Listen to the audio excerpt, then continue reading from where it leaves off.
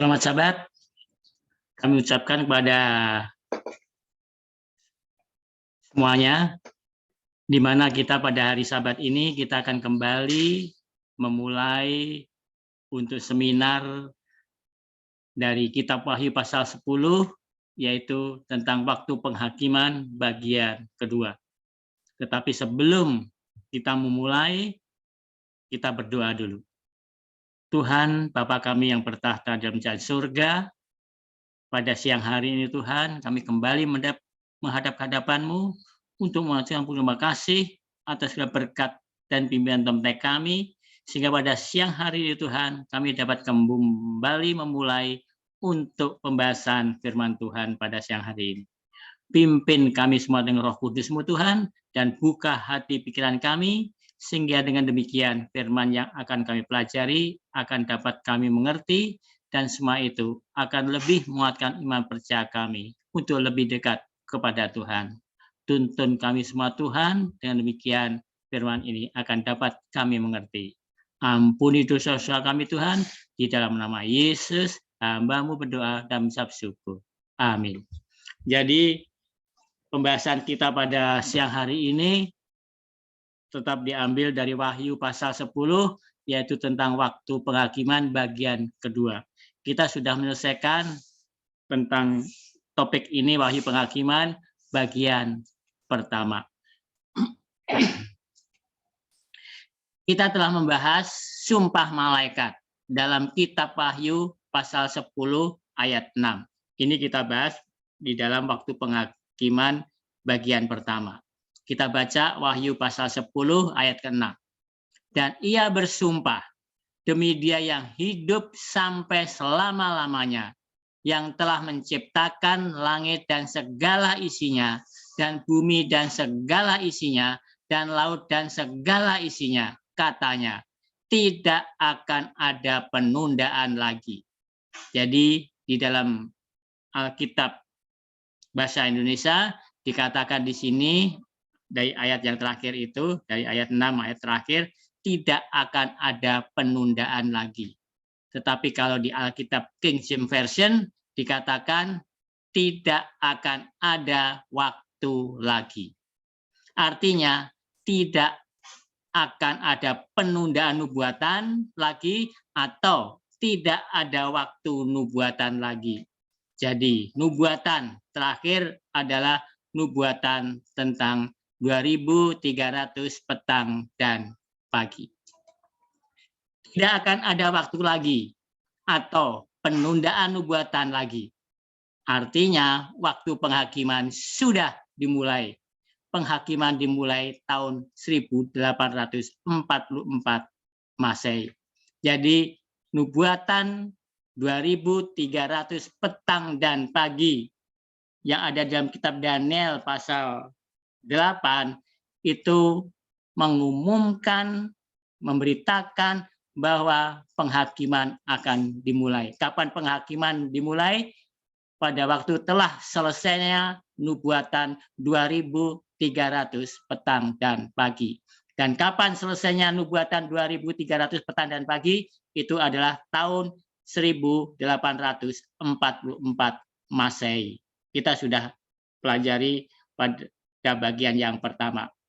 Pekabaran ini membawa perhatian ke arah pencipta. Artinya akan membawa pekabaran kepada dunia mengenai perintah menyembah Tuhan pada hari Sabat. Dengan kata lain, pergerakan yang bersifat global ini akan membawa pekabaran kepada dunia mengenai perintah menyembah Tuhan pada hari Sabat dan penghakiman dimulai, yaitu pekabaran 3 malaikat, Wahyu 14 ayat 6 sampai dengan 12. Gerakan-gerakan untuk mengembalikan kebenaran Alkitab atau iman yang murni, yaitu meterai pertama atau kuda putih, itu dimulai pertama dari kelompok yang dinamakan Waldensia. Kelompok ini menyatakan bahwa Alkitab dan Alkitab saja, bukan tradisi manusia. Jadi mereka menyatakan lebih percaya kepada Alkitab, bukan tradisi manusia. Kemudian ada gerakan John Huss, ya kan? Di sini dia menyatakan untuk penurutan kepada Tuhan, bukan penurutan kepada manusia. Itulah yang dikumandangkan oleh John Huss. Kemudian ada Martin Luther yang ketiga. Dia mengatakan keselamatan adalah kasih karunia dari Yesus Kristus. Jadi keselamatan bukan karena perbuatan-perbuatan kita, karena ritual-ritual yang kita lakukan, tetapi keselamatan adalah kasih karunia dari Yesus Kristus. Itu yang ketiga, Martin Luther. Yang keempat, John Calvin. Dia adalah dari golongan Presbyterian. Dia menyatakan tentang pertumbuhan rohani. Jadi kalau kita sudah menerima Yesus, kita harus bertumbuh rohaninya. Yang kelima adalah gerakan Anabaptis. Dia menyatakan dengan baptisan diselamkan. Karena Alkitab menyatakan Yesus pada waktu dibaptis dengan diselamkan. Dia menyatakan baptisan anak-anak tidak ada karena orang dibaptis itu harus dia menyatakan untuk menerima Yesus sebagai juru selamatnya. Anak-anak belum bisa menyatakan seperti itu. Sehingga Anabaptis adalah gerakan untuk menerima Yesus dengan baptisan diselamkan. Kemudian ada gerakan dari John Wesley. Ini dari kaum Metodis. Untuk menjaga kekudusan. Kekudusan dari pengikut atau tabiat dari pengikut Yesus Kristus kepada mereka yang telah menerima Yesus sebagai juru selamatnya. Dan ketujuh adalah dari William Miller. Dia menyatakan tentang kedatangan Yesus yang kedua kali. Inilah yang disebut Advent. Advent adalah menantikan kedatangan Yesus yang kedua kali. Dan yang kedelapan ada gerakan dari Gereja Masehi Advent hari ke-7, saya bisa katakan demikian. Di sini adalah untuk memulihkan 10 hukum Allah dan menyembah Tuhan pada hari Sabat, hari ke-7, kembali ke iman yang murni dan mengabarkan bahwa penghakiman telah dimulai. Jadi dengan adanya gerakan-gerakan ini, yang inilah yang menyebabkan maka banyak sekali denominasi-denominasi di dunia ini, ya kan? Karena dalam hal ini dengan banyak gerakan, banyak pengikut, mereka mengabarkan dan mereka menyebut denominasi mereka, sehingga dari sinilah timbul banyak denominasi-denominasi di dunia ini. Dan kenapa kok ada gerakan-gerakan seperti ini? Kita lihat bagainya seperti ini. Jadi pada waktu Yesus datang pertama kali, setelah Yesus melayani di dunia ini, itu bisa kita baca di dalam 4 Injil itu, tahun 31 Masehi, Yesus disalibkan. Setelah Yesus disalibkan, maka kalau kita baca di dalam Wahyu pasal 6 tentang meterai, disitulah dimulai gerakan Injil yang sangat pesat sekali. Kuda putih, meterai pertama. Jadi meterai pertama dari tahun 31 Masehi sampai tahun 100 Masehi itu adalah meterai pertama. Kuda putih itu adalah iman yang murni. Di sini Injil berkembang sangat pesat karena masih dikabarkan oleh para rasul, murid-murid Yesus langsung. Sehingga dengan demikian Injil berkembang sangat pesat sekali. Banyak orang-orang yang menerima Injil, menerima Yesus sebagai juru selamatnya. Sehingga kalau kita lihat, kalau kita baca dalam kitab Kisah Para Rasul, mereka bisa membaptiskan sampai 3.000 sampai 5.000 orang-orang yang menerima Yesus sebagai juru selamatnya. Karena adanya pekabaran Injil yang berkembang sangat pesat, maka ada kuda merah, meterai kedua. Meterai kedua di sini adalah bagaimana setan mencoba menghambat supaya Injil tidak berkembang. Dia melakukan penganiayaan. Itulah meterai yang kedua atau kuda merah. Di sini dikatakan iman yang berdarah. Karena banyak orang-orang yang mati syahid karena menerima Injil atau menerima Yesus sebagai juru selamatnya. Itulah meterai kedua. Selanjutnya yang nomor 3 adalah meterai yang ketiga. Ini adalah kuda hitam. Dari tahun 313 Masehi sampai dengan tahun 538 Masehi. Disitulah kuda hitam, meterai yang ketiga, iman yang kompromi. Ya. Apa maksudnya iman yang kompromi? Di sini Kaisar Konstantin, Kaisar Romawi, dia sedang berperang dengan orang-orang barbar. Sehingga dia ingin menyatukan orang-orang Kristen dan orang-orang kafir. Artinya orang kafir adalah orang-orang Romawi yang dia beragama tidak menyembah Tuhan, tapi dia menyembah matahari. Dia ingin menyatukan itu. Sehingga dia berkompromi, dan di sini dia membuat satu statement atau merekomendasikan untuk hari Sabat dirubah menjadi hari Minggu. Hari Minggu adalah kebiasaan dari penyembahan orang-orang Romawi pada waktu itu. Disitulah maka kita melihat pada waktu kuda hitam, meterai ketiga, hari Sabat dirubah menjadi hari Minggu. Ini direkomendasikan oleh Kaisar Konstantinopel, Kaisar Romawi pada waktu itu. Selanjutnya di meterai keempat, kuda hijau kuning. Di sini dari tahun 538 Masehi sampai 1798 Masehi, selama 1260 tahun, maka kita melihat di sini ada iman yang mati. Orang-orang dilarang untuk membaca Alkitab. Disinilah dalam hal ini kita melihat orang-orang yang membaca Alkitab, yang belajar Alkitab dengan benar, mereka itu dianggap bidat. Untuk itulah maka banyak orang-orang yang teraniaya pada waktu kuda hijau kuning, meterai keempat ini. Itulah dikatakan iman yang mati. Tetapi dalam hal ini Tuhan tidak tinggal diam dengan adanya perubahan-perubahan ini. Dengan dari meterai kedua, iman yang berdarah, banyak orang Kristen yang dianiaya. Setelah itu meterai ketiga, iman yang kompromi, di mana hari Sabat dirubah menjadi hari Minggu direkomendasikan oleh Kaisar Konstantinopel. Dia adalah Kaisar Romawi karena dia ingin menghadapi orang barbar dan dia ingin menyatukan orang-orang yang beragama Kristen dan orang-orang yang menyembah matahari untuk bersatu menghadapi bangsa barbar. Itu yang terjadi. Dan pada waktu meterai keempat, kuda hijau kuning, disitulah iman yang mati. Karena Alkitab tidak boleh dibaca.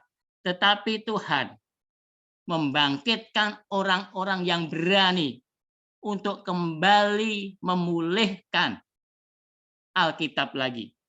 Tadi sudah saya sebut, yang pertama ada Waldensia, untuk kembali ke Alkitab saja. Setelah itu ada John Huss, dia mengatakan kita lebih menurut kepada Tuhan daripada menurut kepada manusia. Setelah itu Martin Luther, yaitu tentang kasih karunia. Kasih karunia ada dari Yesus Kristus. Setelah itu yang keempat ada John Calvin, itu adalah kaum Presbyterian. Disitulah kita sebagai orang yang telah mengenal Yesus, rohani kita harus bertumbuh. Setelah itu ada gerakan Anabaptis, yaitu baptisan dengan diselamkan. Dan keenam adalah dari John Wesley. Ini kaum Metodis, yaitu kita harus menjaga kekudusan supaya tabiat kita sama dengan tabiat Yesus. Itulah orang-orang yang digerakkan oleh Tuhan untuk kembali kepada Alkitab. Dan gerakan yang kelima ini oleh William Miller, dia mengatakan untuk kedatangan Yesus yang kedua kali. Inilah orang-orang Advent itu. Dan akhir zaman ini, setelah penghakiman, setelah 1844 Masehi, di mana di sini penghakiman dimulai, itu bisa kita baca di dalam Daniel 7, pasal 7 sampai pasal 10, itu bisa kita baca di situ, kita sudah bahas ini. Sampai dengan pintu kasihan ditutup, itu ada gerakan terakhir. Gerakan dari umat sisa, Gereja Masehi Advent hari ke-7 untuk memulihkan 10 hukum Allah dan menyembah Tuhan pada hari Sabat. Hari ke-7 itulah pekabaran 3 malaikat. Pekabaran untuk kembali ke iman yang murni. Itulah dari gerakan yang terakhir ini, dari Gereja Masehi Advent hari ke-7. Untuk mengembalikan kepada iman yang murni, sama dengan pada waktu kita lihat di skemanya itu, kita lihat sama dengan pada waktu meterai pertama setelah Yesus diangkat ke surga. Itulah tujuannya. Jadi setelah kita kembali ke iman yang murni, semua orang diberitahukan, mereka dikasih tahu dengan pekabaran 3 malaikat ini, maka setelah selesai pekabaran 3 malaikat itu, di mana setelah pintu kasihan ditutup, maka manusia akan terpecah menjadi 2 kelompok. Kelompok yang pertama adalah yang menerima pekabaran 3 malaikat, dan mereka disebut adalah tuaian bumi. Dan mereka yang menolak pekabaran 3 malaikat, mereka disebut oleh buah anggur. Itulah setelah pintu kasihan ditutup. Dan di situ setelah pintu kasihan ditutup, yang nomor 7 biru itu terjadi 7 tulah. Itu bisa kita baca di dalam Wahyu pasal 16. Setelah 7 tulah selesai, maka Yesus datang kedua kali.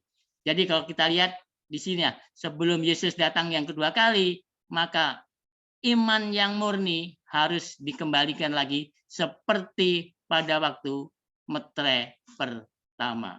Itulah tujuan dari gerakan-gerakan ini.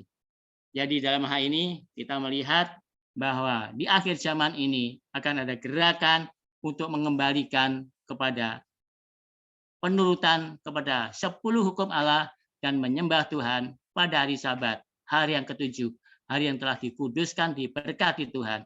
Karena pada hari ke-7 Tuhan telah berhenti dari pekerjaannya. Sekarang kita membahas tentang rahasia Allah. Rahasia Allah itu dikatakan dalam kitab Wahyu pasal 10 ayat yang ke-7. Kita baca Wahyu 10 ayat yang 7. Ini adalah rahasia Allah. Tetapi pada waktu bunyi sangkakala dari malaikat yang ke-7, yaitu apabila ia meniup sangkakalanya, maka akan genaplah keputusan rahasia Allah seperti yang telah ia beritakan kepada hamba-hambanya, yaitu para nabi.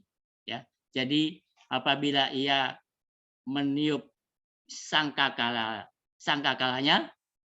maka akan genaplah keputusan rahasia Allah. Apa itu rahasia Allah? Perhatikan, ini tidaklah ketika sangkakala yang ke-7.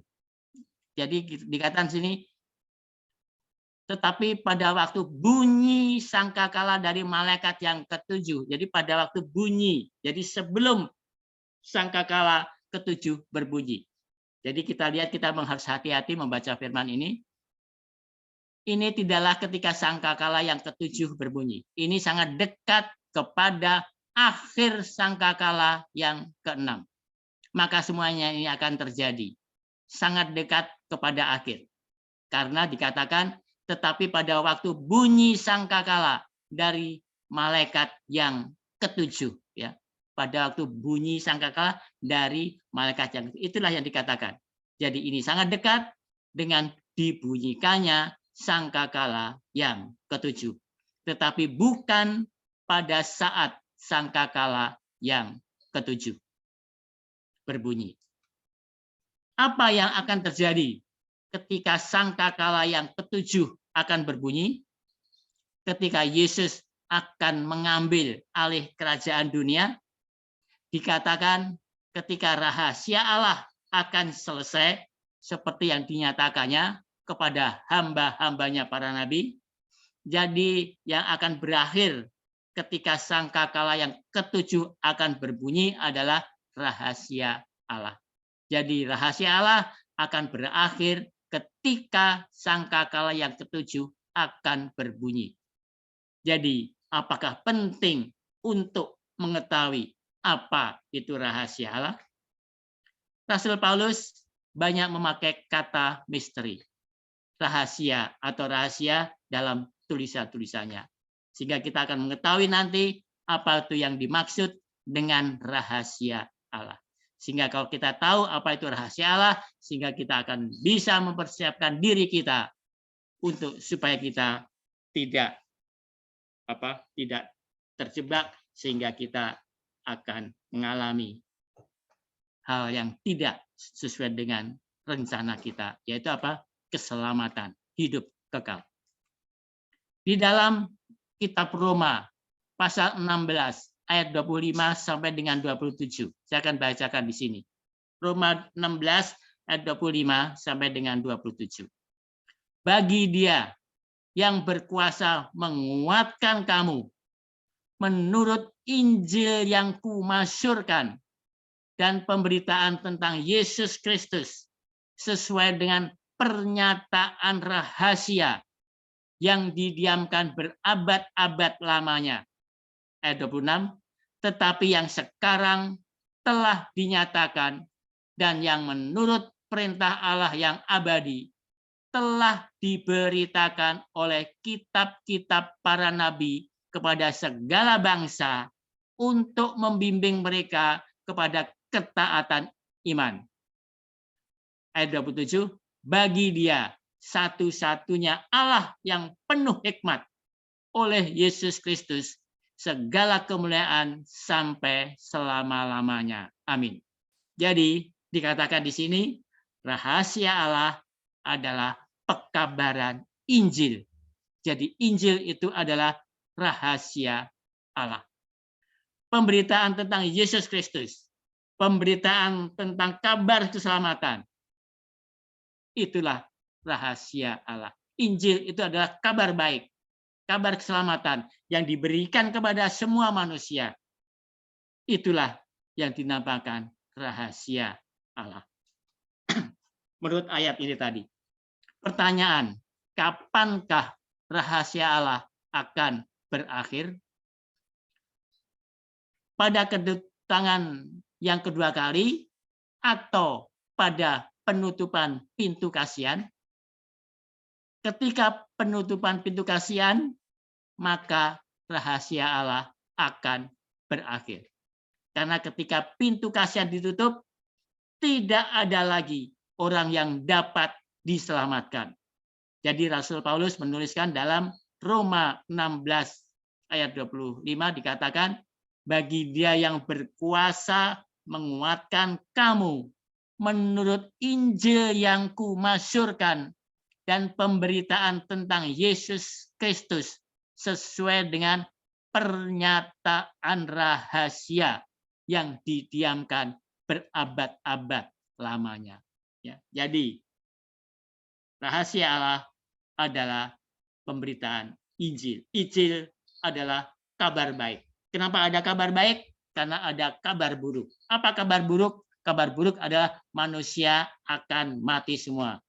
Kenapa manusia akan mati semua? Karena Adam dan Hawa telah melanggar perintah Tuhan dengan memakan buah yang seharusnya tidak boleh mereka makan, yaitu buah dari pohon pengetahuan yang baik dan yang jahat. Itulah sebetulnya penyebabnya, sehingga ada kabar baik, kabar keselamatan untuk kita semuanya. Karena ada kabar buruk di mana semua manusia akan mati semua. Di sini dikatakan mati bukan karena mati biasa, tapi karena mati kekal, benar-benar berpisah dengan Tuhan Allah. Pernyataan rahasia Allah yang didiamkan berabad-abad lamanya sejak permulaan dunia adalah rencana keselamatan manusia. Injil itulah kabar baik itu. Kapan rencana keselamatan manusia dicanangkan? Ketika Adam dan Hawa jatuh ke dalam dosa. Jadi ketika Adam dan Hawa jatuh ke dalam dosa, setelah dia makan buah pohon pengetahuan yang baik dan yang jahat yang seharusnya tidak boleh mereka makan, maka Tuhan mendeklarasikan kepada mereka bahwa Dia akan datang. Itu bisa kita baca, ini sudah kita pelajari di dalam Kejadian 3 ayat 15. Ya, aku akan mengadakan permusuhan antara kamu dan perempuan ini, antara keturunanmu, keturunan ular itu, dan keturunan perempuan ini. Keturunannya, keturunan perempuan ini, akan meremukkan kepalamu, jadi kepala ular, dan kamu akan meremukkan tumitnya. Itulah Kejadian 3:15. Artinya apa? Yesus akan datang untuk menyelamatkan manusia dari kematian kekal. Karena Yesus sebagai pencipta kita, dia tidak ingin manusia ciptaannya mati semua. Dia artinya apa? Dia bertanggung jawab terhadap ciptaannya. Itulah yang terjadi. Jadi kapan rencana keselamatan manusia direncanakan? Ketika Adam dan Hawa jatuh ke dalam dosa. Disitulah pada waktu mereka jatuh ke dalam dosa, maka pertama mereka mencoba menutupi tubuhnya dengan daun arak. Jadi setelah mereka jatuh ke dalam dosa, kan di situ dikatakan sebetulnya mereka tidak berpakaian dari pakaian yang dibuat oleh manusia, artinya mereka telanjang, tetapi mereka tidak malu. Sebelum berdosa, mereka tidak berpakaian, tetapi mereka tidak malu. Tetapi setelah berdosa, mereka makan buah itu, mereka menjadi tahu bahwa mereka telanjang. Kemuliaan Adam dan Hawa hilang sama sekali begitu mereka melanggar perintah Allah. Dan untuk menutupi pelanggaran itu, maka mereka harus memakai pakaian kulit binatang. Artinya apa? Artinya mereka harus menyembelih domba untuk menutupi ketelanjangan mereka. Itulah pakaian sementara selama mereka ada di dunia. Memakai pakaian domba. Domba lambang apa? Domba adalah melambangkan Yesus.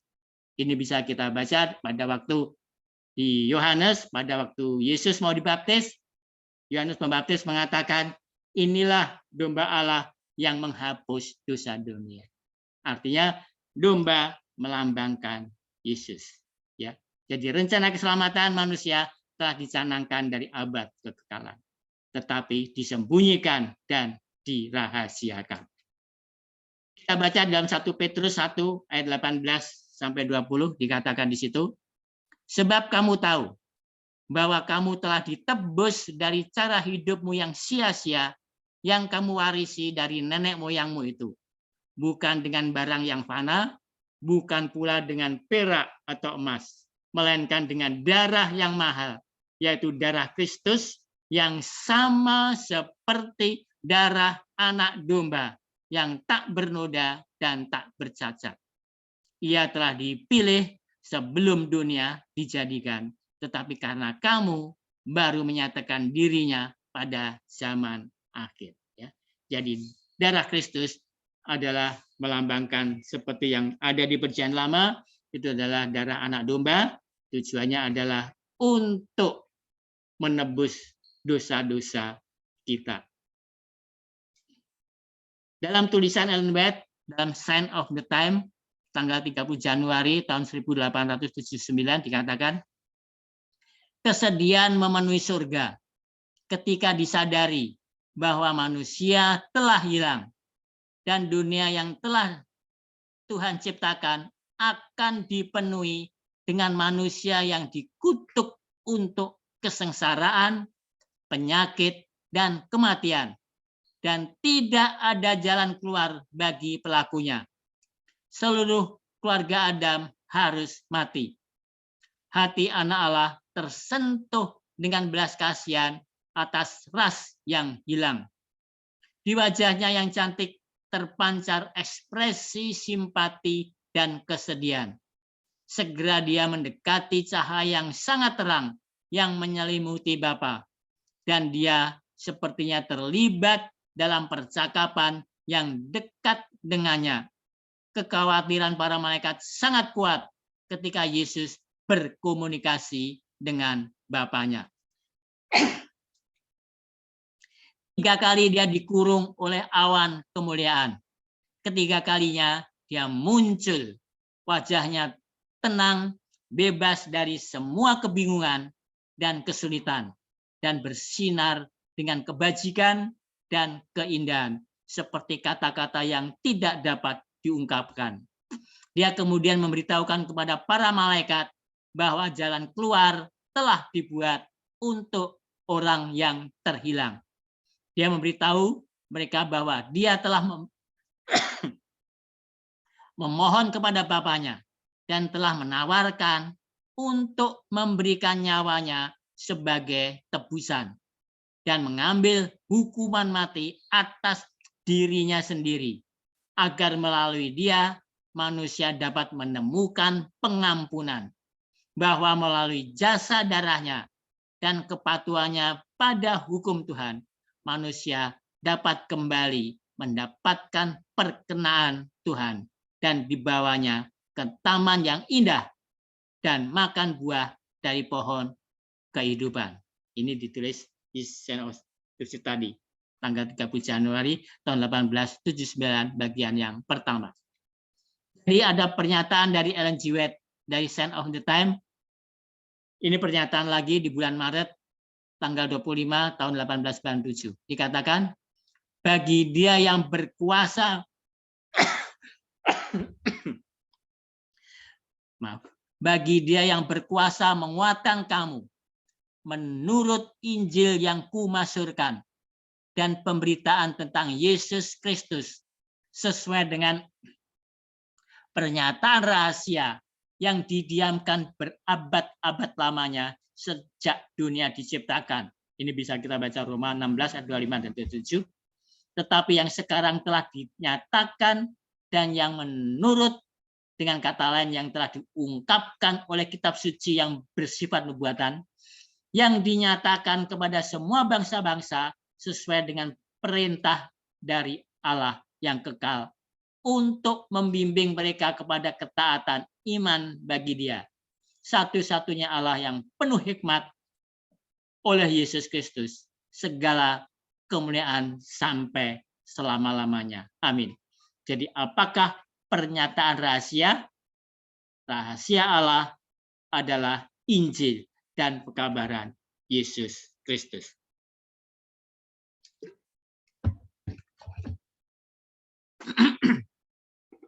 Setelah Adam dan Hawa berdosa, mereka berada di bawah perbudakan hukum. Karena pelanggaran mereka, mereka dijatuhi hukuman mati, hukuman dosa. Tetapi Kristus, pendamaian bagi dosa-dosa kita, menyatakan, aku akan menggantikan Adam. Aku akan menanggung sendiri hukuman dosanya. Dia akan mengalami cobaan lagi. Aku akan menjaminkan dia masa percobaan. Dia akan memiliki hak istimewa dan kesempatan sebagai manusia bebas dan diizinkan untuk menggunakan kekuatan pilihan yang diberikan Tuhan. Saya akan menunda hari dakwaannya untuk diadili. Dia akan terikat untuk muncul di pengadilan Allah dalam penghakiman. Atlantic Union Greener, 19 Agustus tahun 1903.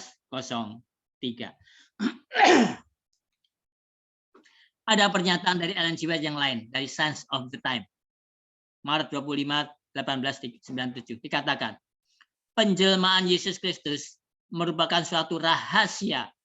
Penggabungan antara ilahi dan kemanusiaan adalah suatu rahasia. Sungguh, suatu hal yang disembunyikan Allah, bahkan suatu rahasia. Di sini dia mengutip tulisan Rasul Paulus.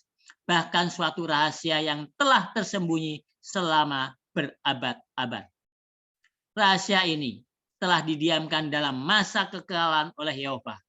Yang pertama kali diungkapkan di dalam Taman Eden dengan nubuatan bahwa benih atau keturunan perempuan itu akan meremukkan kepala ular dan ular itu akan mematuk tumitnya.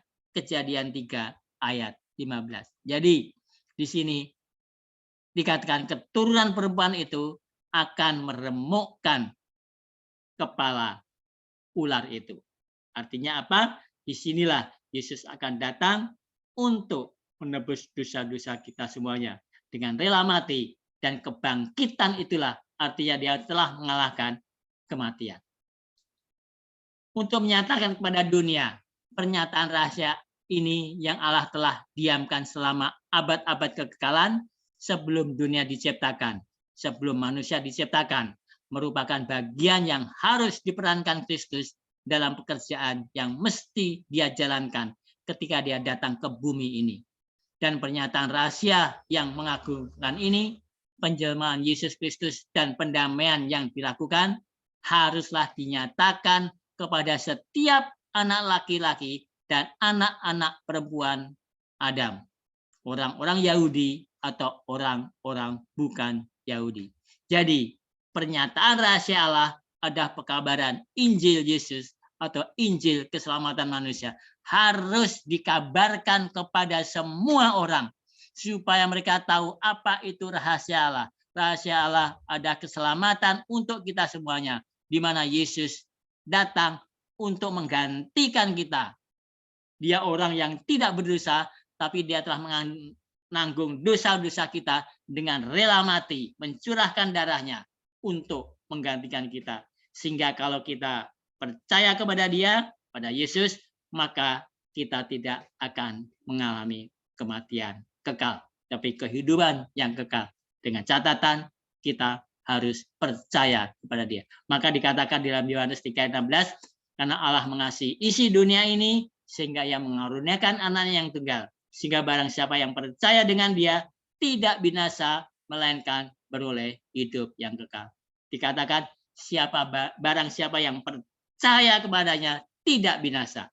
Jadi kalau kita percaya maka kita tidak akan binasa. Jadi manfaat keselamatan yang ditawarkan Yesus itu baru bermanfaat kalau kita percaya dan menerima Yesus sebagai juru selamatnya. Yesus menawarkan keselamatan untuk semua orang, supaya semua orang dia akan mendapatkan kehidupan yang kekal.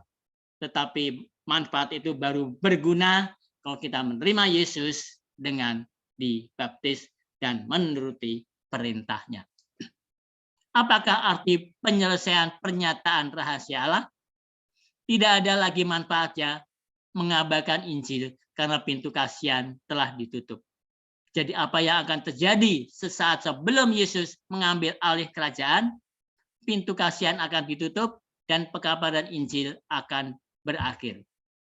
Tetapi para pengkhotbah Babel akan masih tetap berkhotbah. Tetapi pekabaran Injil untuk keselamatan tidak akan ada lagi pekabaran Injil keselamatan. Karena pintu kasihan telah ditutup, artinya penghakiman telah selesai. Jadi arti dari pintu kasihan ditutup itu adalah penghakiman telah selesai.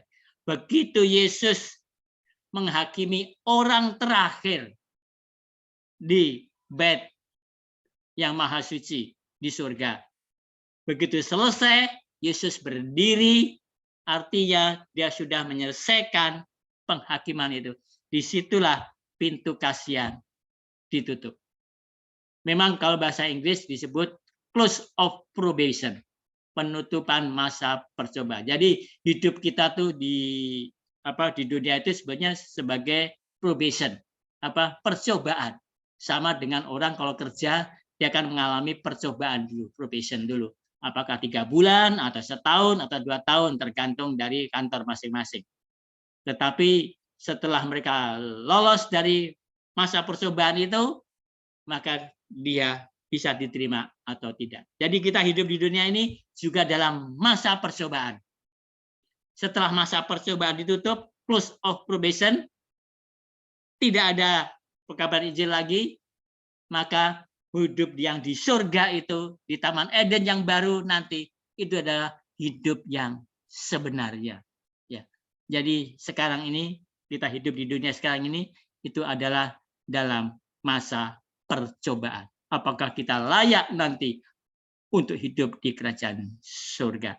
Makanya di situ, kalau bahasa Indonesia disebut pintu kasihan ditutup, artinya penghakiman selesai, atau masa percobaan di dunia ini sudah selesai. Ada 2 masa percobaan bagi manusia. Secara pribadi pada waktu kita meninggal dunia. Tetapi secara global itu adalah orang terakhir yang dihakimi oleh Tuhan, itu selesai. Itu secara global. Tetapi secara pribadi, pintu kasihan ditutup pada waktu kita meninggal dunia untuk beristirahat sementara waktu. Dan yang unik, Gereja Masih Advent hari ke-7 memiliki kepercayaan istimewa yang tidak dimiliki oleh gereja lain, yaitu pintu kasihan akan ditutup sebelum kedatangan Yesus yang kedua kali. Dan setelah penutupan pintu kasihan akan terjadi masa kesesakan yang belum pernah disaksikan dalam sejarah dunia. Jadi urutan peristiwanya pada akhir zaman seperti ini. Sekarang sedang ada penghakiman. Sekarang ini penghakiman sedang berlangsung. Dimulai tahun 1844. Sampai kapan? Sampai pintu kasihan ditutup. Artinya orang yang terakhir dihakimi itu selesai dihakimi. Setelah itu akan ada masa kesesakan atau 7 malapetaka. Setelah 7 malapetaka, Yesus datang kedua kali. Jadi apa yang diajarkan, tapi apa yang diajarkan oleh gereja-gereja lain, mungkin kita pernah dengar ini, mereka mengajarkan bahwa gereja akan diangkat sebelum masa kesesakan. Ada pengangkatan atau rapture, ya, itulah yang diajarkan. Tapi kita tidak.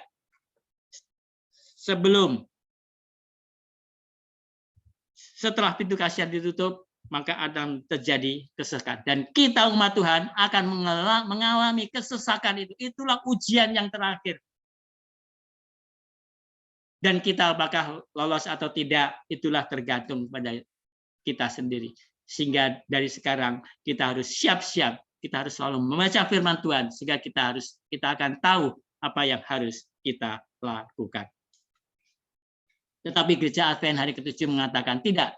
Pekabaran Injil akan berakhir dan pintu kasihan akan ditutup dan umat Allah akan menghadapi masa kesesakan besar. Tetapi setelah berakhirnya masa kesesakan besar, Yesus akan datang dan mengambil alih kerajaan. Umat-umat Allah akan diluputkan dari masa kesesakan besar. Bagi setiap orang yang namanya tertulis di dalam kitab kehidupan. Ya. Jadi umat Allah akan diluputkan dari masa kesesakan. Siapa mereka? Mereka adalah orang-orang yang namanya tertulis di dalam kitab kehidupan. Kapan kita nama kita dimasukkan ke dalam kitab kehidupan? Pada waktu kita dibaptis. Sehingga penghakiman itu menyatakan bahwa apakah pertobatan kita itu sungguh-sungguh atau tidak. Pernyataan rahasia Allah, yaitu pemberitaan pekabaran Injil kepada dunia, akan berakhir sesaat sebelum sangkakala yang ke-7 berbunyi. Karena pada waktu itu, Yesus akan menanggalkan jubah imamat besarnya dan akan mengenakan jubah raja. Ini adalah saat yang digambarkan dalam kitab Daniel pasal 12 ayat yang pertama. Kita baca. Pada waktu itu juga akan muncul Mikael, pemimpin besar itu, yang akan mendampingi anak-anak bangsamu. Dan akan ada suatu waktu kesesakan yang besar, seperti yang belum pernah terjadi sejak ada bangsa-bangsa sampai pada waktu itu. Tetapi pada waktu itu bangsamu akan terluput, yakni barang siapa yang didapati namanya tertulis dalam kitab itu. Kitab itu kitab apa maksudnya? Kitab kehidupan. Jadi pada waktu kita dibaptis, nama kita ditulis dalam kitab kehidupan. Sehingga bagaimana kita tetap bisa mempertahankan supaya nama kita tetap ada di dalam kitab kehidupan. Jangan sampai nama kita dicoret dari situ.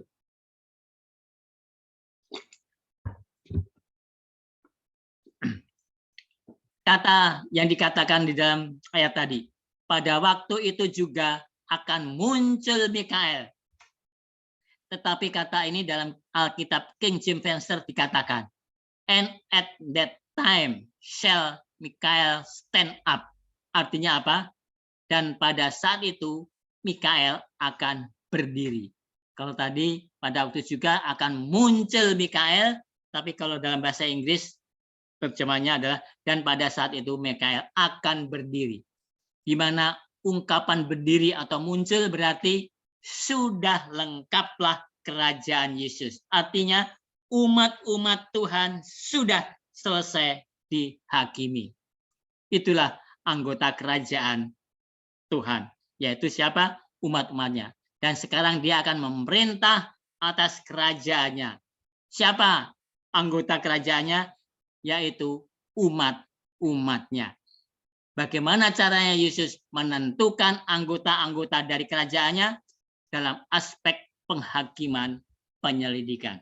Dan kapan dimulai penghakiman? Tahun 1844. Sampai kapan? Sampai orang terakhir dihakimi atau sampai pintu kasihan ditutup. Kapan pintu kasihan ditutup? Tidak ada yang tahu, ya kan?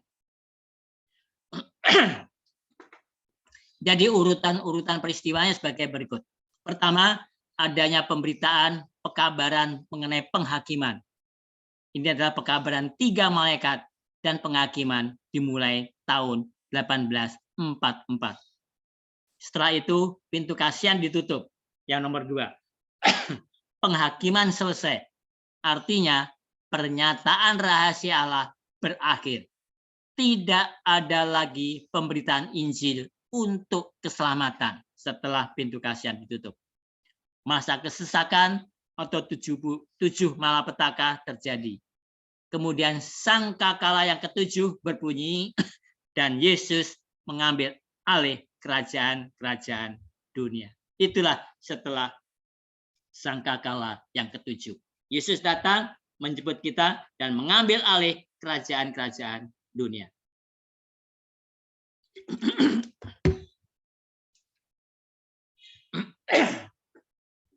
Di dalam kitab Wahyu pasal 15 ayat 5 sampai 8 menggambarkan ketika pintu kasihan ditutup. Jadi kalau kita membaca kitab Wahyu pasal 15 ayat 5 sampai 8 itu menggambarkan ketika pintu kasihan ditutup. Kita harus ingat kita ini masih bergerak maju. Kita belum membahas mengenai memakan buku kecil yang ada di dalam kitab Wahyu pasal 10. Jadi tadi supaya lebih jelas, maka kita maju dulu. Baru nanti kita akan kembali untuk memakan buku kecil itu. Karena topiknya itu berbeda. Kita membaca tentang pintu kasihan kapan ditutup. Ya. Jadi kitab Wahyu pasal 15, 5-8 menggambarkan ketika pintu kasihan ditutup. Tapi kalau nanti itu kita bergerak maju. Tapi untuk memakan buku kecil itu terjadi sebelum semua ini. Karena setelah kita mempelajari waktu penghakiman, kita akan mempelajari kekecewaan. Kekecewaan itu adalah di sini dikatakan adalah kita memakan buku kecil itu. Tapi ini sudah maju dari situ. Nanti kita akan balik lagi membahasnya. Jadi semua ini merupakan peristiwa-peristiwa yang terjadi setelah memakan buku kecil itu. Nanti kita akan kembali ke sini. Kitab Wahyu pasal 15 ayat 5-8 adalah sangat menarik. Marilah kita membaca ayat itu dan ada penjelasan tambahan. Wahyu 15 ayat 5-8. Ayat 5. Kemudian daripada itu aku melihat orang membuka bait suci, kemah kesaksian. Di mana? Di surga. Jadi bait suci atau kemah kesaksian itu adalah kemah bait suci. Ada 2 bagian di dalam kemah bait suci.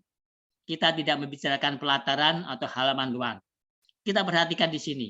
Ini adalah bait suci dari kemah yang terbuka di surga. Kata bait suci berasal dari kata Greka yaitu naos. Dipakai sebanyak 16 kali dalam kitab Wahyu dan selalu merujuk kepada ruang maha suci. Salah satu contohnya dalam Wahyu 11 ayat 19 dikatakan, maka terbukalah bait suci Allah yang di surga dan kelihatanlah tabut perjanjiannya di dalam bait suci itu dan terjadilah kilat dan deru guruh dan gempa bumi dan hujan es lebat. Jadi ini terjadi di ruang bait maha suci. Untuk apakah ruang bait suci itu dibuka? Supaya orang dapat masuk. Dapatkah kita memasuki ruang bait suci maha suci dalam bait suci surgawi? Ya, kita bisa. Dengan apa? Dengan iman. Jadi sekarang kita bisa masuk ke dalam bait suci surgawi.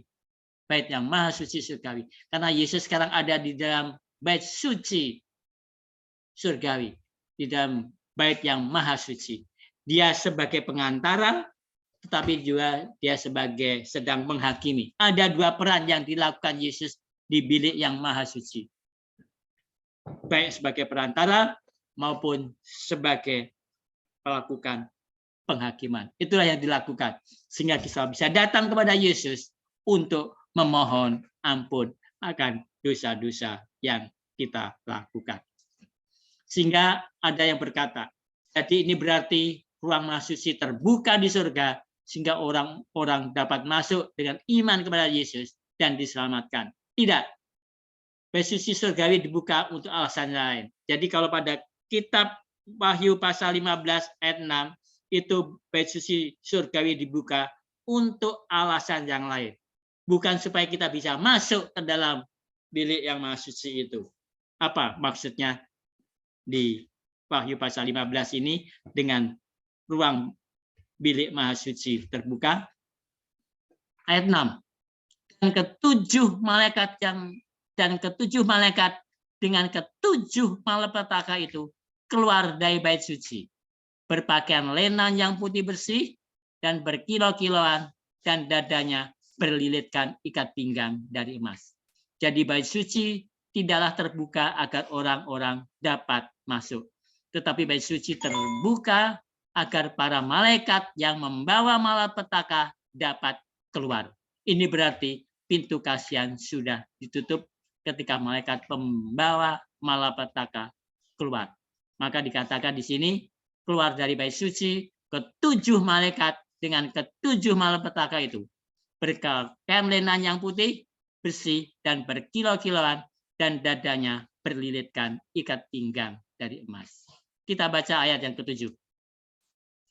Dan satu dari keempat makhluk itu memberikan kepada ketujuh malaikat itu 7 cawan dari emas yang penuh berisi murka Allah, yaitu Allah yang hidup sampai selama-lamanya. Jadi apakah pintu kasihan telah ditutup ketika cawan itu dipenuhi murka Allah? Sungguh pasti. Jadi di Wahyu pasal 15 ini, disitulah gambaran dengan adanya pintu kasihan ditutup. Bait suci itu memang terbuka, tapi tujuannya adalah supaya malaikat yang membawa ketujuh malapetaka itu bisa keluar. Tetapi kalau saat ini, di mana Yesus ada di dalam bilik yang maha suci, di mana Yesus sebagai pengantara kita, tetapi juga sedang mengadakan penghakiman kepada kita, maka kita bisa masuk untuk kondisi sekarang. Tetapi nanti kalau pada waktu pintu kasihan telah ditutup, meskipun bilik yang maha suci terbuka, kita tidak bisa masuk lagi. Karena disitulah akan keluar, ya kan, malaikat-malaikat yang akan membawa 7 cawan malapetaka itu. Ya. Jadi pintu kasihan telah ditutup ketika cawan itu dipenuhi murka Allah. Ayat 8. Dan bait suci itu dipenuhi asap karena kemuliaan Allah dan karena kuasanya.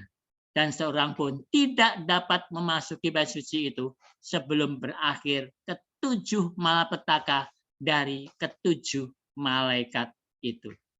Jadi bait suci atau ruang bait yang maha suci. Dapatkah kita memasuki bait suci surgawi sekarang ini dan meminta Yesus sebagai pengantara kita di dalam bait suci surgawi? Sekarang ini kita masih bisa memasuki bait suci dengan iman. Kita dapat dengan berani menghampiri tahta kasih karunia Allah itu. Kita baca dalam Ibrani 4 ayat 16. Sebab itu, marilah kita dengan penuh keberanian menghampiri tahta kasih karunia, supaya kita menerima rahmat dan menemukan kasih karunia untuk mendapat pertolongan kita pada waktunya. Jadi sekarang kita bisa datang ke bait suci, ke bilik yang maha suci, di mana Yesus berada. Karena Yesus sekarang masih menjadi pengantara kita. Dan Yesus juga sedang mengadakan penghakiman. Ada dua peran yang dilakukan oleh Yesus sekarang ini. Tetapi Wahyu 15 ayat 8 ini berbicara pada saat ketika bait suci itu dipenuhi dengan asap dan tidak seorang pun yang bisa memasuki ruang bait suci dengan iman. Hingga kapan? Hingga 7 malapetaka dari 7 malaikat selesai. Sekarang mari kita lihat kitab Wahyu pasal 22. Ini merupakan perikop lainnya yang membahas 3 tahap khusus ini. Yaitu pertama, penutupan pintu kasihan. Yang kedua, masa kesesakan. Yang ketiga, kedatangan Yesus kedua kali.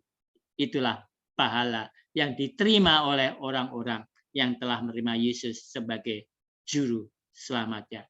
Jadi itulah urutannya. Pintu kasihan ditutup, lalu terjadi masa kesesakan, setelah itu kedatangan Yesus yang kedua kali.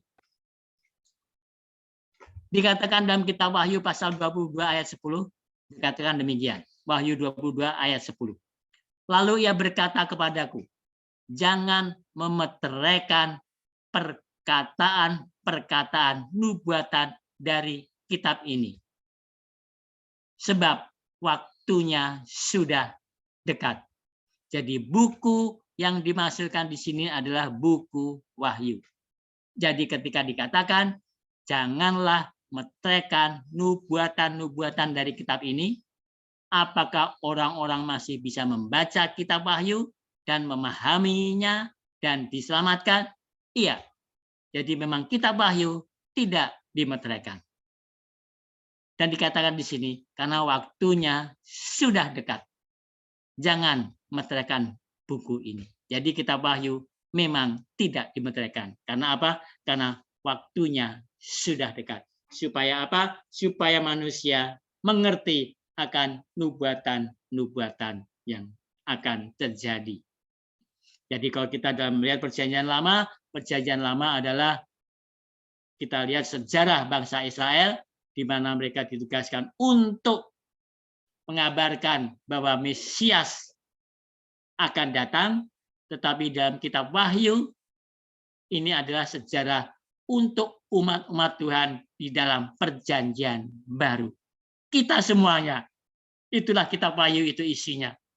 Ya, makanya tidak dimeteraikan supaya apa? Supaya kita tahu rencana Allah dari 7 gereja, 7 meterai, 7 sangkakala itu adalah sejarah orang-orang yang telah menerima Yesus sebagai juru selamatnya maupun mereka yang menolak Yesus sebagai juru selamatnya.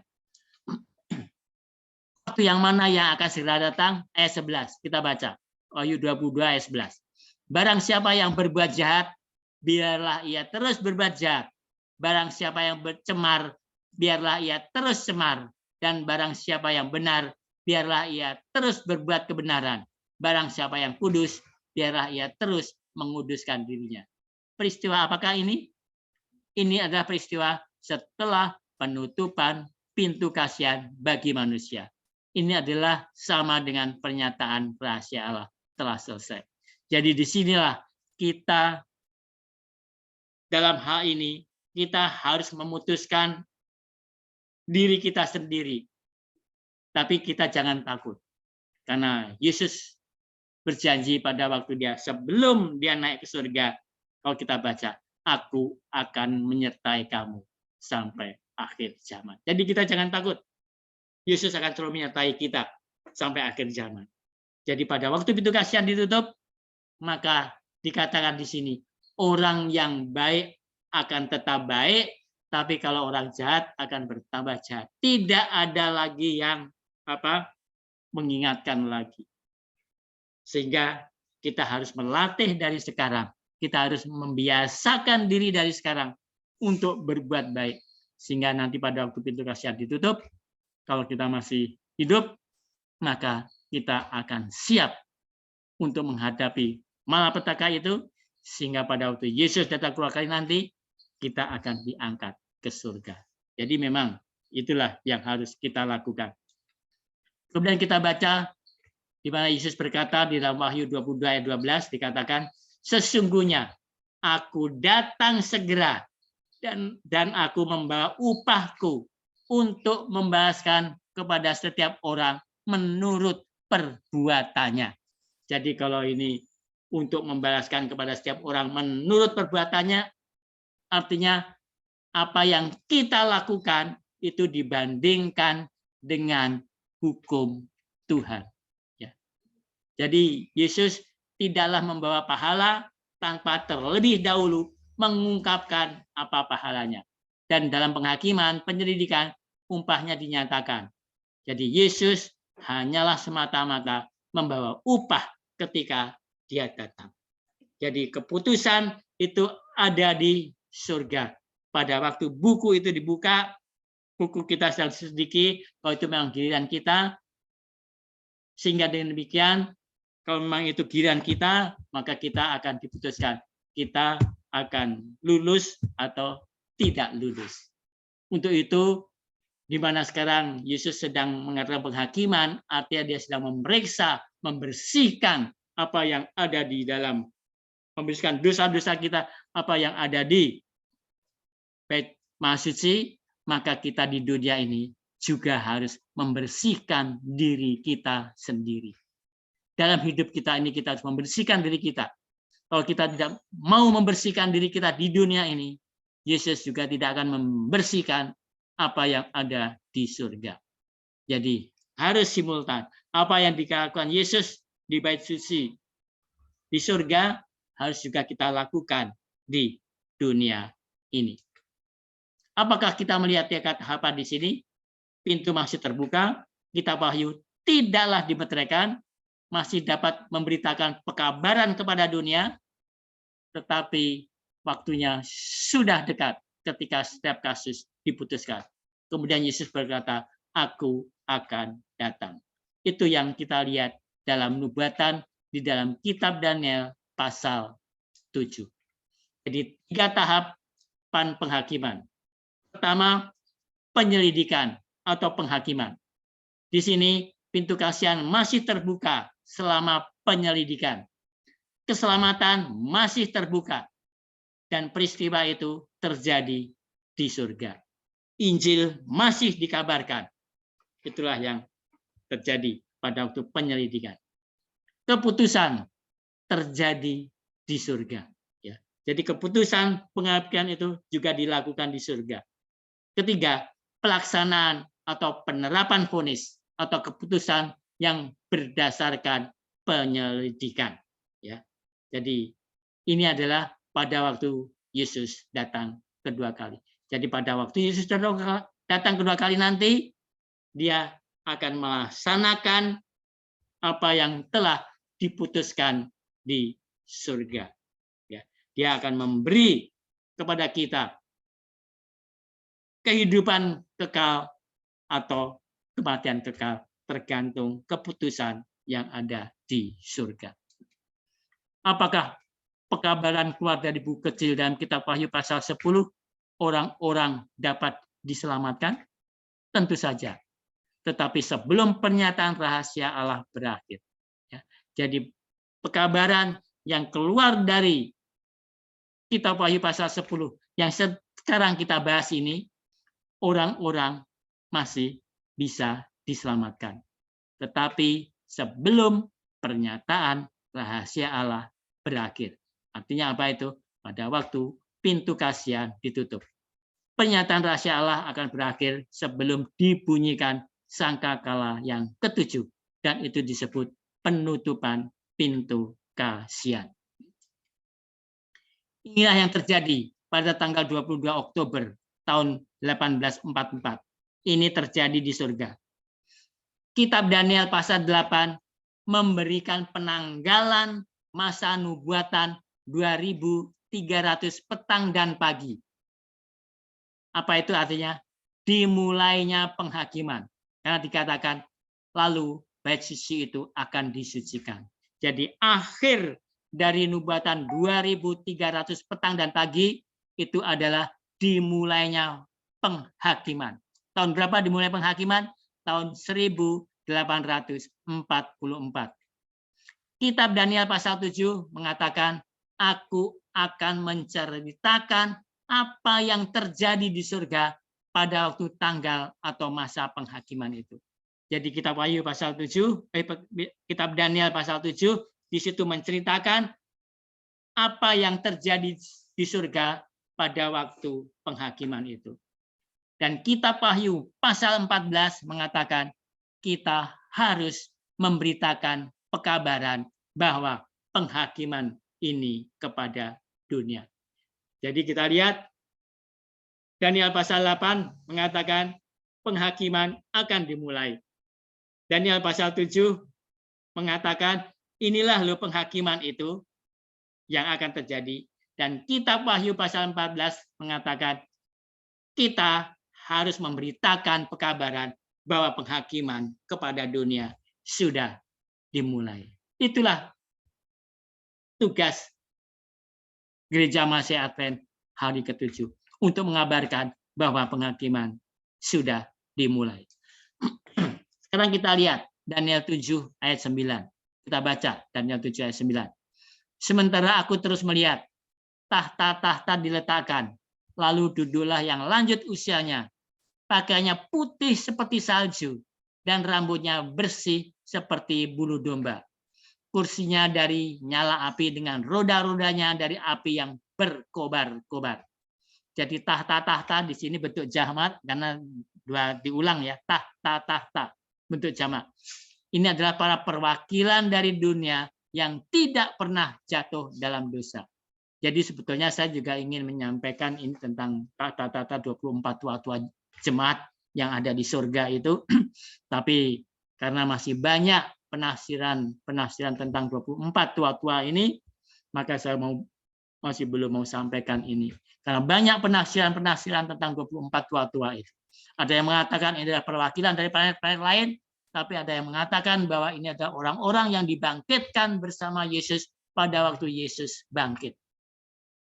Itulah penafsiran-penafsiran yang ada.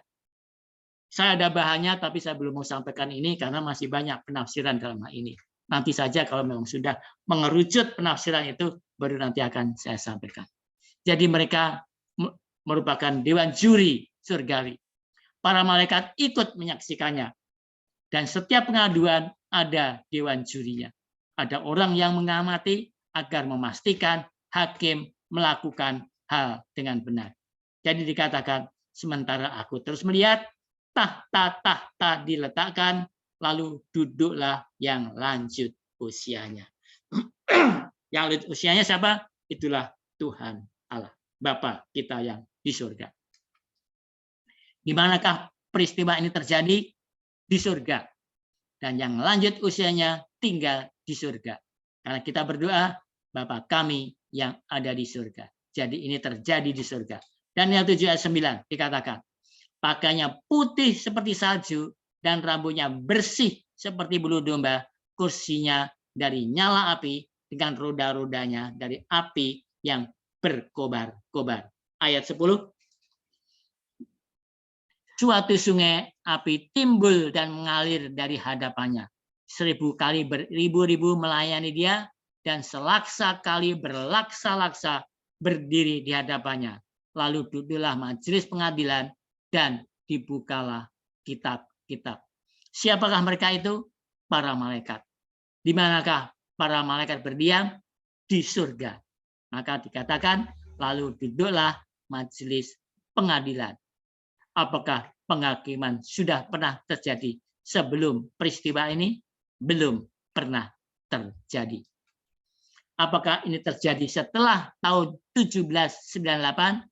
Iya, karena ini terjadi setelah masa 1260 tahun dari kekuasaan tanduk kecil. Jadi kalau kita lihat di kitab Daniel pasal 7, di situ ada urut-urutan kekuasaan, urutan-urutan ke-1 sampai dengan penghakiman ini. Nanti kita akan bahas ini lebih detail lagi dengan kita melihat rantai nubuatan Allah. Nanti saya akan bahas itu nanti. Jadi kitab Daniel pasal 7 tidaklah memberikan penanggalannya, tetapi mengatakan setelah tahun 1798. Artinya setelah 1260 tahun. Satu masa, dua masa, setengah masa. Dan kitab Daniel pasal 8 yang memberikan penanggalannya, yaitu setelah masa 2300 hari atau 2300 petang dan pagi. Dan dibukalah kitab-kitab. Untuk apakah kitab-kitab itu dibuka? Untuk penyelidikan penghakiman.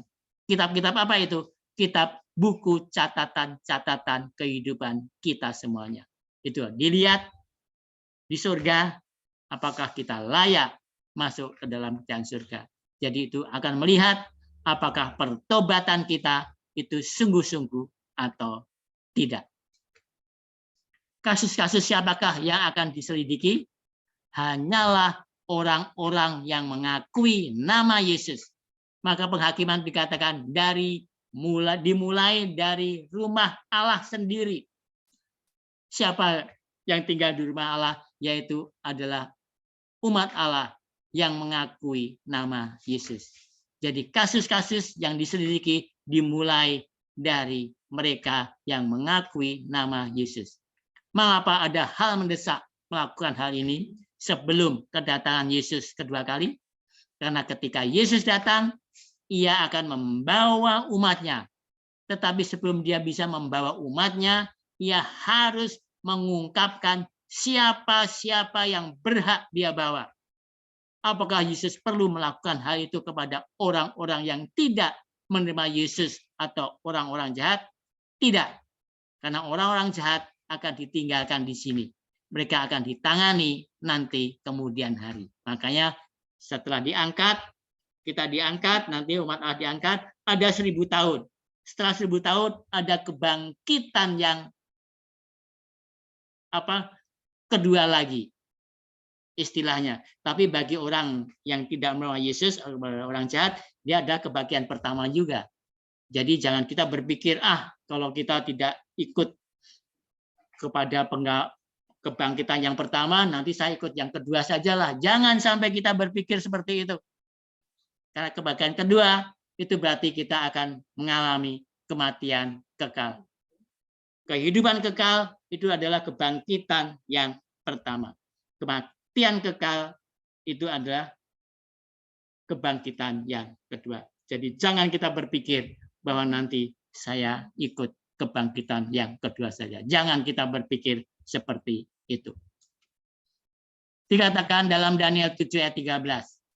Aku terus melihat dalam penglihatan malam itu, tampak datang dengan awan-awan dari langit seorang seperti anak manusia. Datanglah ia kepada yang lanjut usianya itu, dan ia dibawanya ke hadapannya. Siapakah seorang seperti anak manusia ini? Dia adalah Yesus. Siapakah awan-awan dari langit? Mereka adalah para malaikat. Kemanakah Yesus pergi menghadap? Dan apakah Yesus datang ke bumi? Tidak. Yesus tidak datang ke bumi. Yesus pergi menghadap kepada yang lanjut usianya di surga. Yesus menghadap kepada Allah Bapa yang ada di surga. Di bagian mana dari bait suci surgawi yang lanjut usianya itu berada? Dikatakan bait suci surgawi terbukalah dan tabut perjanjiannya kelihatan. Jadi yang lanjut usianya berada di ruang yang maha suci dari bait suci surgawi. Jadi Yesus pergi menghadap kepada yang lanjut usianya. Dan dikatakan ia dibawa ke hadapannya. Mengapakah Yesus dibawa ke hadapannya? Dibawa dekat kepada Allah Bapa oleh para malaikat-malaikatnya. Kita baca ayat 14. Daniel 7 ayat 14. Lalu diberikan kepadanya kekuasaan dan kemuliaan dan kekuasaan sebagai raja.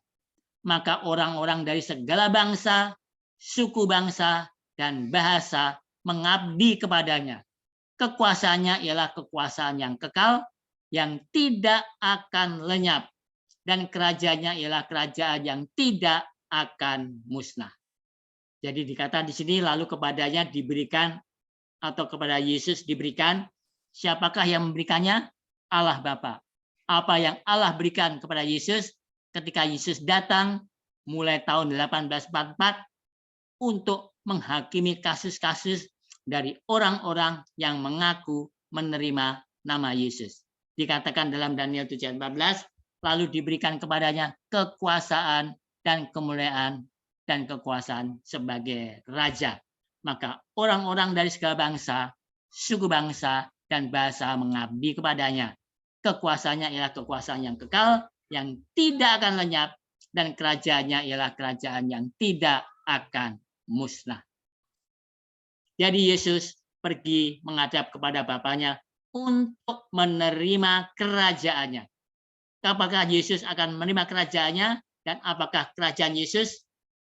Anggota kerajaan Yesus adalah umat-umatnya. Itulah anggota kerajaannya. Jadi keseluruhan dari umatnya adalah anggota kerajaannya. Jadi kapankah Yesus menerima keseluruhan kerajaannya? Ketika setiap kasus telah diputuskan. Maka kerajaannya lengkaplah sudah. Di manakah kerajaan itu akan diberikan kepada Yesus? Kerajaan itu diberikan kepada Yesus di surga. Ya. Jadi kerajaan itu diberikan kepada Yesus, itu diberikan di surga. Apabila kerajaannya lengkap, apakah pernyataan rahasia Allah berakhir atau selesai? Iya, pernyataan rahasia Allah selesai. Karena tidak ada lagi orang yang akan diselamatkan. Jadi pernyataan rahasia Allah selesai, tidak ada lagi orang yang akan diselamatkan. Karena apa? Injil sudah selesai, tidak dikabarkan lagi. Jadi pernyataan rahasia Allah berakhir, artinya pintu kasihan ditutup. Keputusan yang menguntungkan umat-umat Allah diberikan di surga, bukan di bumi. Tetapi akan datang waktunya ketika orang-orang kudus akan memiliki kerajaan itu. Sekarang kita lihat kitab Daniel 7 ayat 18. Kita baca. Sesudah itu, orang-orang kudus milik yang maha tinggi akan menerima pemerintahan, dan mereka akan memegang pemerintahan itu sampai selama-lamanya, bahkan kekal selama-lamanya. Apakah hal itu terjadi? Ketika Yesus datang. Dan mereka akan memegang pemerintahan itu sampai selama-lamanya, bahkan kekal selama-lamanya. Kita perhatikan kitab Daniel 7 ayat 21, ini merupakan pengulangan apa yang sudah kita baca tadi. Kita baca Daniel 7 ayat 21 dan 22. Dan aku melihat tanduk itu berperang melawan orang-orang kudus dan mengalahkan mereka. Sampai yang lanjut usianya itu datang, dan keadilan diberikan kepada orang-orang kudus milik yang maha tinggi. Dan waktunya datang, orang-orang kudus itu memegang pemerintahan. Jadi dikatakan di sini, sampai yang lanjut usianya itu datang. Datang kemana? Apakah datang ke bumi? Tidak. Tidak datang ke bumi yang lanjut usianya. Jadi apa yang kita baca sebelumnya, sebelum tanduk kecil berkuasa, segera setelah tanduk kecil dikatakan yang lanjut usianya itu datang. Dia duduk di tahta, kemudian dibukalah kitab-kitab. Jadi ini merupakan pengulangan pemikiran sampai yang lanjut usianya itu datang. Datang kemana? Ke ruang atau ke bilik yang maha suci. Ada orang yang mengatakan Yesus langsung memasuki bilik yang maha suci. Ini adalah hal yang paling janggal yang bisa dipikirkan. Jadi dia habis disalib, dia pergi langsung masuk ke bilik yang maha suci. Ini tidak mungkin. Ini adalah janggal di sini. Kita lihat tahapannya. Pertama, Yesus telah datang dan menghidupkan kehidupannya yang sempurna di dalam kemah. Ini adalah bagian dari bait suci. Jadi kemah itu adalah bagian dari bait suci yang tidak pernah kita pikirkan. Kita selalu berpikir bait suci mulai di halaman luar. Bait suci mulai dari kemah. Jadi memang bait suci itu kan ada batasnya, dari linen putih, ada bait suci dalamnya, dan di luar ada pelataran. Di situ ada mezbah korban bakaran dan ada pokok untuk penyucian. Tetapi di sini bait suci dimulai dari kemah. Karena sebelum anak domba dapat dikorbankan, anak domba itu haruslah tanpa cacat celah. Anak domba tanpa cacat celah melambangkan kehidupan Kristus yang sempurna di tengah-tengah kita. Pengorbanan Yesus tidaklah akan bernilai apabila dia tidak menghidupkan suatu kehidupan yang sempurna di dalam kemah. Maka dikatakan firman itu telah menjadi manusia dan berdiam di antara kita. Telah dicobai sama seperti kita, tetapi tidak berdosa. Jadi ketika Yesus pergi ke salib, dia adalah anak domba yang sempurna, tidak berdosa. Jadi kehidupan Yesus ada di kemah. Kematiannya ada di halaman luar bait suci. Lalu kalau dikatakan secara tiba-tiba dia langsung lompat ke bilik yang maha suci, maka itu adalah tidak mungkin. Jadi setelah dia diangkat ke surga, dia masuk ke dalam bilik suci dulu. Kalau kita lihat bagannya seperti ini. Ini adalah bagan, ya kan?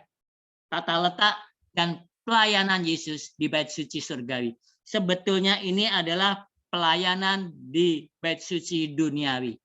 Jadi kalau kita mengetahui pelayanan imam-imam pada waktu bait suci di dunia ini, kita akan mengetahui itulah sebetulnya pelayanan Yesus di bait suci surgawi. Maka dikatakan aku datang untuk menggenapi. Kita mulai coba. Ini adalah perkemahan. Yang pertama adalah perkemahan. Bait suci pintunya ada di sebelah timur. Dan di situ ada perkemahan. Disitulah perkemahan itu sangat penting. Perkemahan itu meliputi bagian timur, bagian utara, bagian selatan, dan bagian barat. Disinilah di perkemahan itu, pada waktu Yesus datang, dia tinggal di perkemahan itu. Dia tinggal bersama-sama kita, bersama manusia. Dan dia menghidupkan kehidupan yang sangat sempurna, tidak berdosa. Setelah sampai pada waktunya, dia masuk ke halaman bait suci. Disitulah maka ada perayaan Paskah. Inilah hukum-hukum upacara yang dilakukan oleh bangsa Israel dan digenapi dengan datangnya Yesus yang pertama kali. Ya. Jadi Yesus menghidupkan kehidupan yang sempurna. Itu bisa kita baca di ini, Yesus menghidupkan kehidupan yang sempurna. Setelah itu Yesus masuk ke dalam halaman, itulah Paskah. Yesus disalib. Di sinilah sebetulnya kalau kita lihat pada waktu Paskah, orang Israel dia membawa domba dan dia menyembelih domba. Pada waktu Paskah, di sinilah lambang bahwa Yesus disalib. Setelah itu di sini ada bejana pembasuhan. Maksud bejana pembasuhan adalah di sini ada Yesus dikubur. Atau di sini juga upacara roti tidak beragi. Karena Yesus adalah roti yang tidak beragi. Dia adalah firman itu. Dan itulah penandakan bahwa disitulah Yesus dikubur, lambangnya. Dan yang ketiga, di situ adalah buah sulung. Jadi setelah 3 hari, Yesus bangkit. Jadi Yesus bangkit setelah 3 hari. Itulah upacara buah sulung. Di mana bangsa Israel pada waktu itu, dia harus mempersembahkan unjukan kepada imam. Hasil pertama yang dihasilkan oleh mereka. Itulah persembahan unjukan. Itu yang ketiga. Disitulah Yesus bangkit. Ya, setelah 3 hari bangkit. Dan setelah bangkit, dia 40 hari di dunia, dia bersaksi yang menyatakan bahwa dia telah bangkit. Dia datang pada murid-muridnya. Tujuannya adalah untuk bersaksi bahwa saya yang Yesus yang telah mati di salib, dia telah bangkit. Itulah tujuannya 40 hari dia bertemu dengan murid-muridnya. Setelah itu perayaan yang keempat, Pentakosta. 50 hari lagi setelah Sabat, maka kamu harus mengadakan lagi korban lagi. Itulah Pentakosta itu.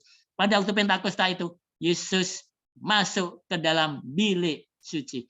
Jadi setelah 40 hari dia naik ke surga, pada waktu hari yang ke-40 dia masuk ke bilik yang maha suci untuk memulai pengantaraan dari umatnya. Ya. Disitulah dia masuk ke bilik yang maha suci. Menjadi apa? Menjadi pengantara. Dan tandanya apa? Roh Kudus turun kepada murid-muridnya. Itulah hari Pentakosta itu. Roh Kudus dikirim oleh Yesus ke umat-umatnya untuk menjadi penolong bagi kita semuanya. Dan Yesus memulai pengantaranya. Itulah upacara yang keempat. Setelah itu, Yesus masuk ke dalam bilik yang maha suci. Kapan ini? Kalau hukum upacara itu adalah tanggal 1 bulan yang ke-7. Itulah dikatakan Hari Raya Nafiri. Disitulah mulai dikabarkan tentang pekabaran malaikat pertama. Saat penghakimannya telah tiba. Itulah penggenapannya. Dan setelah itu, hukum upacara yang ke-6 itu adalah hari pendamaian atau penghakiman. Di mana Yesus masuk ke dalam bilik yang maha suci. Disinilah Yesus mulai mengadakan penghakiman, pembersihan bait suci. Tetapi tugasnya sekarang di samping penghakiman, dia juga sebagai pengantara umatnya. Ya, itulah upacara-upacara yang terjadi, yang dilakukan bangsa Israel dulu. Dan itu digenapi semuanya di dalam Yesus. Hanya satu yang belum digenapi. Apa itu? Hari Raya Pondok Daud. Kapan Hari Raya Pondok Daud? Kalau bangsa Israel melakukan, dia sudah sampai di tanah Kanaan, dia setiap pada upacara itu dia membuat satu kemah-kemah dari daun, ya kan? Itu mengingatkan perjalanan mereka dari Mesir ke tanah Kanaan. Kalau kita nanti kita genapi pada waktu kita melakukan perjalanan dari dunia ini ke surga. Itu baru kita genapi nanti. Jadi pelayanan Yesus ini, pengorbanan Yesus ini untuk setiap orang yang pernah hidup. Itu dikatakan. Jadi pelayanan Yesus, pengorbanan Yesus untuk setiap orang yang pernah hidup. Tetapi manfaat pengorbanan Yesus hanya umat Tuhan yang menerima Yesus sebagai juru selamatnya dengan dibaptis.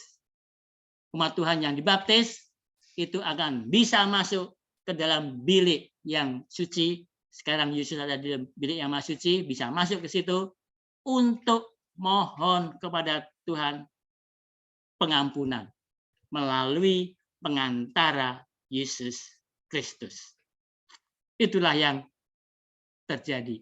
Jadi inilah sebetulnya kita lihat upacara-upacara yang dilakukan bangsa Israel digenapi di dalam Yesus. Ya kan? Jadi Yesus telah menggenapi, maka dikatakan dia, aku datang untuk menggenapi. Dan kapan Yesus masuk ke bilik yang maha suci? Tahun 1844. Bilik suci adalah tempat di mana imam menjadi pengantara. Maka apa yang terjadi pada tahun 1844? Kenyataannya adalah pada hari pendamaian, imam besar terus menjadi pengantara. Tetapi dia juga menambahkan peranan lainnya. Yesus ketika memasuki bilik yang maha suci, dia tetap menjadi pengantara. Tetapi sekarang Yesus juga melakukan pekerjaan penghakiman. Dia menambahkan perannya, yaitu apa? Penghakiman. Apakah kematian Yesus didasarkan atas kehidupan yang sempurna? Iya. Apakah kehidupannya yang sempurna dibutuhkan bagi kematiannya? Iya. Apakah kematiannya dibutuhkan untuk pengantaraannya? Iya. Apakah pengantaranya dibutuhkan untuk penghakiman? Iya. Jadi karena hanyalah orang-orang yang telah mengaku dosanya dan bertobat dan menaruh dosa-dosanya di bait suci melalui Yesus yang akan didapati tidak bersalah dalam penghakiman. Kita sering dengar orang berkata, kayu salib, hanya kayu salib. Tidak, ini merupakan paket yang lengkap. Tanpa kehidupan yang sempurna, kayu salib tidak bernilai. Kayu salib tanpa pengantaranya akan juga hilang. Dan penghakiman yang menentukan siapa yang menjadi milik Kristus berdasarkan apakah mereka juga akan menerima pengorbanan Kristus dan menghidupkan kehidupan Kristus. Ini meliputi segalanya. Dan itulah sebabnya yang membuat Gereja Malasaya Advent hari ke-7 istimewa. Karena kita mendapat gambaran secara keseluruhan. Kita tidak hanya berkutat di kayu salib saja. Kita melihat keseluruhan proses keselamatan dan permulaan dari setiap aspek dari fungsi atau peranan Kristus. Kita baca di dalam kitab Daniel 7 ayat 21 dan 22. Dan aku melihat tanduk itu berperang melawan orang-orang kudus dan mengalahkan mereka. Sampai yang lanjut usianya itu datang dan keadilan diberikan kepada orang-orang kudus milik yang maha tinggi. Dan waktunya datang, orang-orang kudus itu memegang pemerintahan.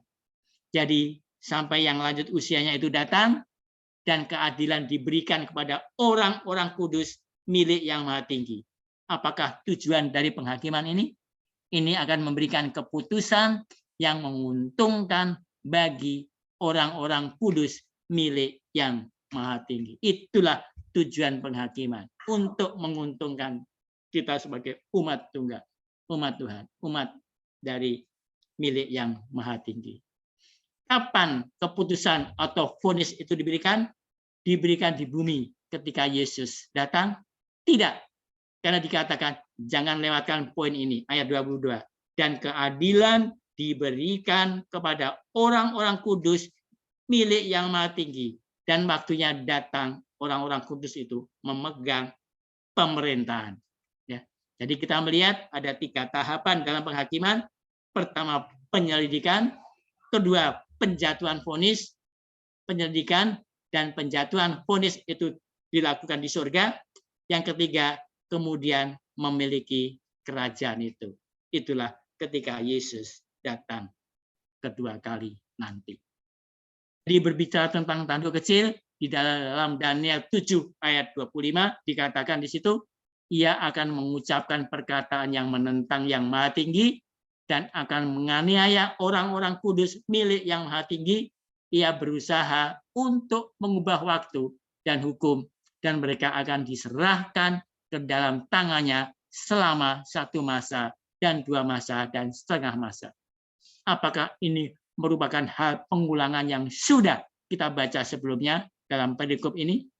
Kitab Daniel pasal 7 berjalan seperti siklus. Jadi satu siklus dikuatkan lagi dengan siklus berikutnya dan dikuatkan lagi ke siklus berikutnya. Jadi masing-masing itu saling muatkan.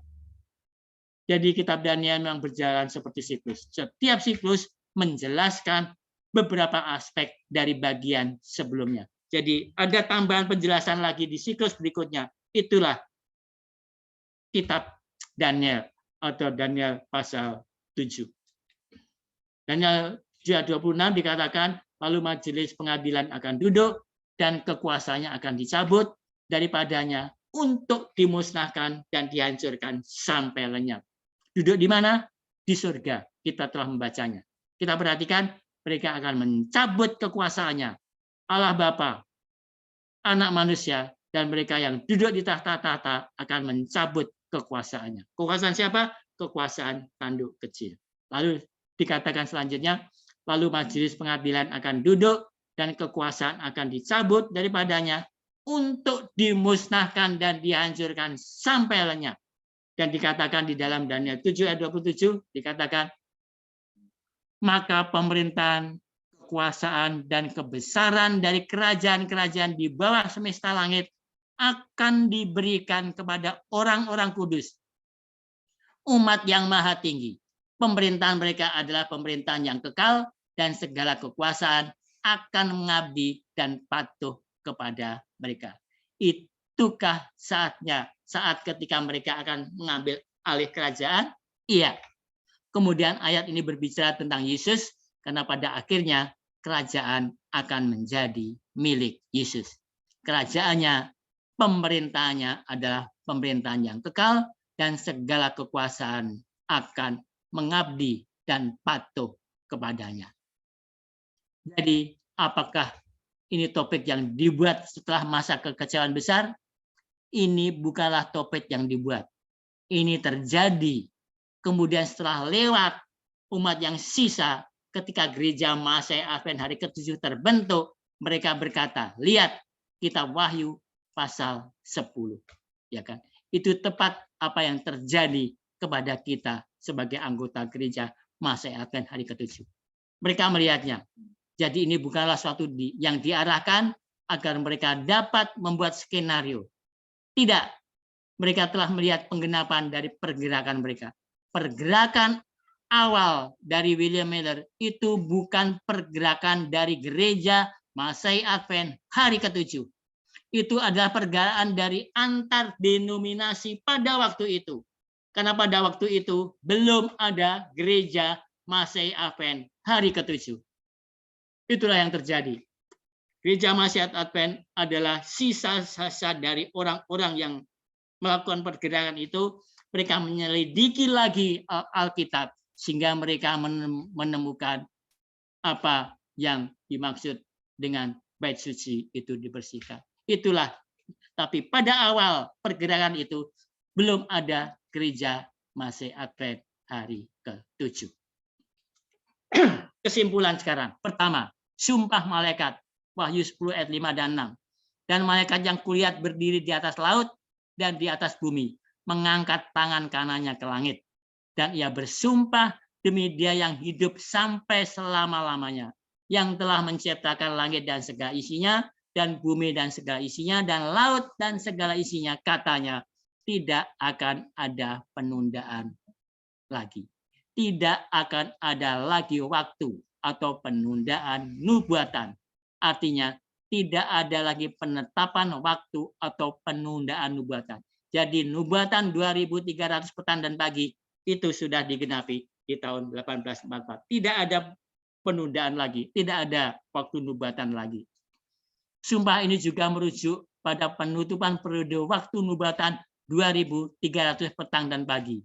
Dan dimulainya penghakiman di surga tanggal 22 Oktober 1844.